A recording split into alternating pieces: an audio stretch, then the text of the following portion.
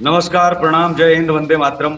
आप देख रहे हैं देश का तेजी से बढ़ता एटीवी न्यूज चैनल और इस वक्त आप हमारा खास कार्यक्रम देख रहे हैं सीधा सवाल। हमारे साथ में हैं अविरल मलिक जी जो भाजपा प्रवक्ता हैं और साथ ही केसरिया रक्षा फाउंडेशन के संस्थापक व राष्ट्रीय अध्यक्ष। बहुत बहुत स्वागत है अविरल जी आपका। जी बहुत बहुत धन्यवाद आदरणीय केसर जी। विषय तो आपके सामने है कि सुरजेवाले का जो राजसी बयान जो आया है बीजेपी के तगड़े जवाब से 2024 में कांग्रेस साफ होगी, जिस तरह से बयान आ रहे हैं। लेकिन सबसे पहले अपने दर्शकों को ये दिखा दें कि उन्होंने बोला क्या था। आखिर मोहब्बत की दुकान से कौन कौन से अल्फाज निकल के आ रहे हैं, इनको भी हरियाणा के लोगों ने सुनना चाहिए और पूरे देश ने भी सुनना चाहिए, क्योंकि मोदी जी को अभी तक गाली दी जा रही थी। तब तो ये कहा जा रहा था कि ये तो जो है वोट पाने के लिए ऐसा ड्रामा जो है करते रहते हैं प्रधानमंत्री जी, भावुक हो जाते हैं। ठीक है, जो गाली देता है उसकी फितरत कहाँ जाती है? कल को उनको देते रहे, पर जब उनसे बात नहीं बनी, दाल नहीं गली, तो फिर उसके बाद में सीधे वोटर्स को गाली देने लग गए। लेकिन सबसे पहले वीडियो आप सुने और वीडियो को आप देखें कि अल्फाज कैसे हैं। मोहब्बत की दुकान से राहुल गांधी की इतनी बड़ी यात्रा से इतना कुछ सीखा है रणदीप सुरजेवाला ने। ऐसे ऐसे बयान आ रहे हैं, इन पर हम जानेंगे भी अविरल जी से। सबसे पहले वीडियो। राक्षस हो तुम लोग। भारतीय जनता पार्टी को जो वोट देता है और भारतीय जनता पार्टी का जो समर्थक है वो राक्षस प्रवृत्ति का व्यक्ति है। मैं आज महाभारत की इस धरती से श्राप देता हूं। 13 सेकंड का वीडियो है, 13 सेकंड की क्लिप है। महाभारत की धरती से श्राप दे दिया है वोटर्स को, मतदाताओं को, कि मोदी का अगर समर्थन किया तो हम आपको श्राप देते हैं। जी क्या कहेंगे अविरल जी इस पर? जी देखिए, मैं केवल इतना ही इस संबंध में कहना चाहूंगा। इस प्रकार से देश की जनता का अपमान रणदीप सिंह सुरजेवाला को करने की अनुमति किसने दी, उसका नाम बताया जाए। कौन वो व्यक्ति है जिसने अनुमति दी कि वो राष्ट्र के लोगों का अपमान करें, राष्ट्र भक्तों का अपमान करें, देश की जनता का अपमान करें, वोटर्स का अपमान करने का प्रयास रणदीप सिंह सुरजेवाला को बिल्कुल नहीं करना चाहिए। और ये कांग्रेस पार्टी को इस प्रकार के बयान निश्चित रूप से बहुत महंगे पड़ने वाले हैं।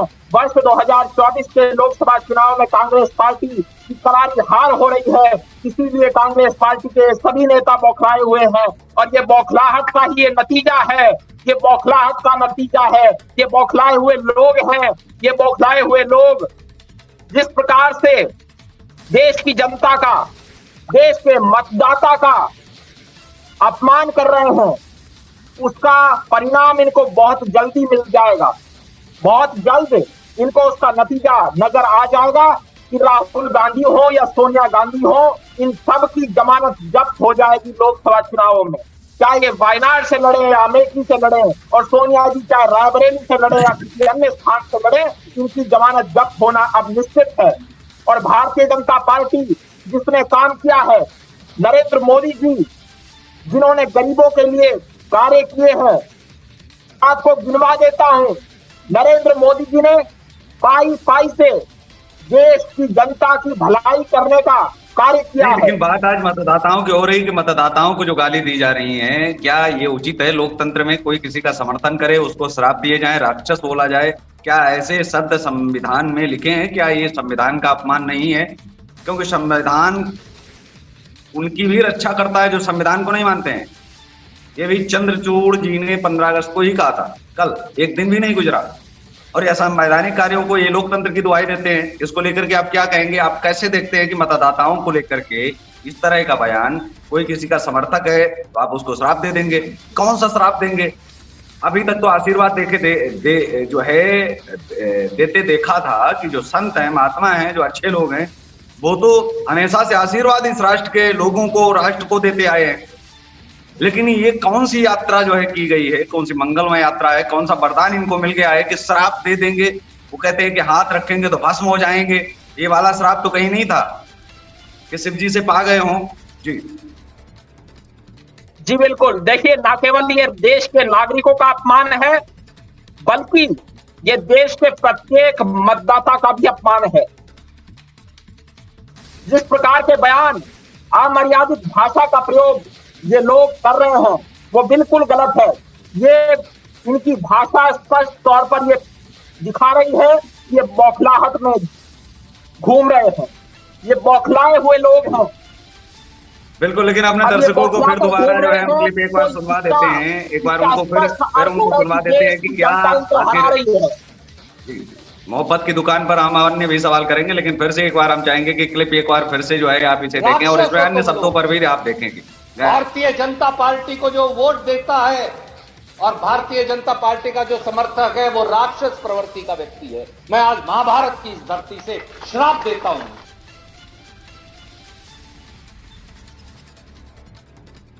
या कुछ और, ये तो नफरत के बाजार को बंद करने गए थे।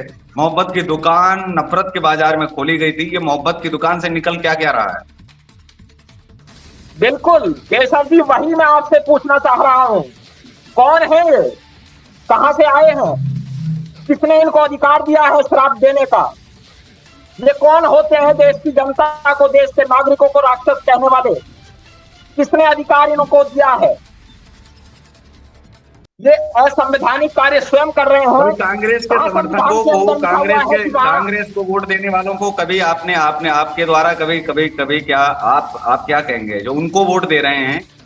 मैं आपसे जानना चाहता हूं, आप उन्हें कैसे देखते हैं जो भारत के जो मतदाता हैं, जो भारत के नागरिक हैं, जो भारत के लोग हैं, जो कांग्रेस का समर्थन करते हैं, कांग्रेस को वोट देते हैं? क्या कभी उन्हें भाजपा ने आज तक श्राप दिया है या कभी देगी, या ऐसे अनर्गल बयान? जी, कोई किसी के समर्थन में अगर खड़ा हो जाए। जी, मैं तो केवल इतनी भर बात जानना चाहता हूं कांग्रेस के नेताओं से कि संविधान के कौन से अनुच्छेद में ये स्पष्ट लिखा है, कौन सा अनुच्छेद ये कहता है कि भारतीय जनता पार्टी वाले लोगों को, भारतीय जनता पार्टी का समर्थन करने वाले लोगों को, भाजपा के समर्थकों को राक्षस कहा जाए? किस संविधान के अनुच्छेद में लिखा है? बाबा साहब डॉक्टर भीमराव अंबेडकर जी के द्वारा निर्मित संविधान के अंदर कहां ये लिखा हुआ है कि भाजपा के समर्थक राक्षस हैं? कहां इनको अधिकार दिया गया है कि ये वोटर्स को राक्षस कहें? कौन सा आर्टिकल कॉन्स्टिट्यूशन ऑफ इंडिया का ये कहता है, ये रणदीप सुरजेवाला को अधिकार देता है कि वो देश के वोटर को राक्षस कहें? लगता नहीं कि हिंदुस्तान को ये यहाँ से सीखना पड़ेगा, हिंदुस्तान को यहाँ से सोचना पड़ेगा, हिंदुस्तान को यहाँ से देखना भी पड़ेगा इस चीज को कि क्या वास्तव में गालीबाज लोग जो है वो गाली दे रहे थे प्रधानमंत्री को, या फिर उनकी नौटंकी थी जो कई बार कहा गया। आज तो खुले तौर पर जो है ये जो विरोधाभास जो हो रहा है। लेकिन साथ ही जो मैंने सवाल आपसे पूछा था, क्या किसी पार्टी का समर्थन करना क्या राक्षसीपन होता है? क्या किसी मतदाता को, किसी नागरिक का जो है क्या अपमान करने का किसी को अधिकार है? नेता तो अलग चीज हो गई, बिल्कुल नहीं, उनके कार्य अलग चीज हो गए, लेकिन जो समर्थन करने वाले जो वोटर हैं उनका क्या अपमान करना चाहिए इस तरह से किसी पार्टी को? बिल्कुल किसी भी मतदाता का अपमान नहीं किया जाना चाहिए। मैं इसके खिलाफ हूं, इसका मैं कभी समर्थक नहीं हो सकता। कोई भी सभ्य समाज का नागरिक इस बात का समर्थक हो ही नहीं सकता। ये झूठे लोग हैं, ये मक्कार लोग हैं, और इस प्रकार की भाषा बोलने वाला कोई सभ्य समाज का नागरिक नहीं हो सकता है। जी, कर्नाटक हिमाचल हारने के बावजूद भी भाजपा के नेताओं ने क्यों ऐसे बयान जो है नहीं दिए? उन्हें लगता नहीं क्या कि ऐसे बयानों के लिए मोहब्बत की दुकान में जाना पड़ता है, और शायद मोहब्बत की दुकान में गए नहीं तो ये बयान नहीं सीख पाए? ये मोहब्बत की दुकान नहीं, मैं इसको मोहब्बत की दुकान नहीं कहूंगा, ये नफरत की दुकान है। ये दूसरा चेहरा है मोहब्बत की दुकान, ये झूठा नाम है। ये झूठ बोल करके बोर्ड ये मोहब्बत की दुकान का लगाते हैं अपने दुकान के ऊपर, और अंदर नफरती सामान ये लोग रखते हैं।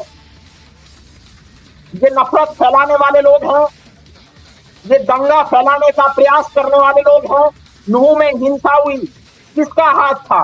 आप बताइए, किन लोगों के द्वारा उठाया गया था? कांग्रेस के कौन लोग शामिल थे? जी, ये सब देश की जनता देख रही है। देश की बता दूं कि अगर आप भाजपा का समर्थन कर रहे हैं तो आपको श्राप मिलेगा, और श्राप देने वाले रणदीप सुरजेवाला जी आए हैं, इनको कहीं से वरदान वगैरह प्राप्त हो गया है, तो ये आजकल श्राप जो है बांटने लगे हैं।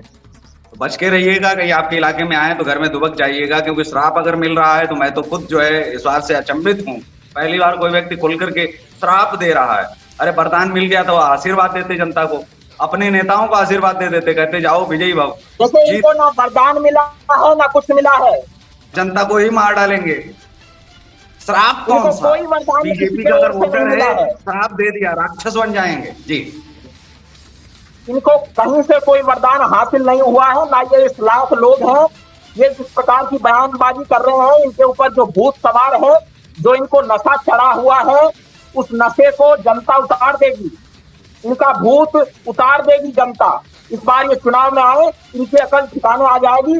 जनता ईवीएम की चोट, वोट की चोट जो करेगी, ईवीएम के माध्यम से वोट की वीडियो चोट पर जब जनता आप करती है, और कैसे तो बाकी इनको आप अकल, देखते हैं कि इस वीडियो में इनकी अकल जी, इस ठिकाने आ वीडियो जाएगी। में जो चीजें आपने देखी हैं जी, राक्षस हो तुम लोग। भारतीय जनता पार्टी को जो वोट देता है और भारतीय जनता पार्टी का जो समर्थक है वो राक्षस प्रवृत्ति का व्यक्ति है। मैं आज महाभारत की इस धरती से श्राप देता हूं। महाभारत ये की राहुल धरती से गांधी के लगातार दोस्त जो है हैं, श्राप इनका ये जो राहुल बढ़ता जा गांधी रहा के है। दोस्त हैं, राहुल गांधी के मित्र हैं ये, तो राहुल गांधी का मित्र ऐसा ही हो सकता है? क्या चंबे की बात है केशव जी आपको? राहुल गांधी के दोस्त हैं तो ऐसे ही होंगे ना। राहुल गांधी संसद में कैसी हरकत करते हैं आपने नहीं देखा? महिलाओं का किस प्रकार से अपमान राहुल गांधी के द्वारा किया जाता है आपने नहीं देखा? पूरी देश की जनता जानती है। ये महिलाओं का अपमान जी। करने वाले लोग हैं। ये क्या नारी सशक्तिकरण करेंगे? क्या महिला सुरक्षा पर बात रखेंगे? क्या महिलाओं की लगातार सुरक्षा जो ये लोग तुष्टीकरण करेंगे? की राजनीति होती रही है, उस तुष्टीकरण की राजनीति को भी लोगों ने देखा है और ये भी महसूस किया है कि जो बोला जाता है वो किया तो नहीं जाता है।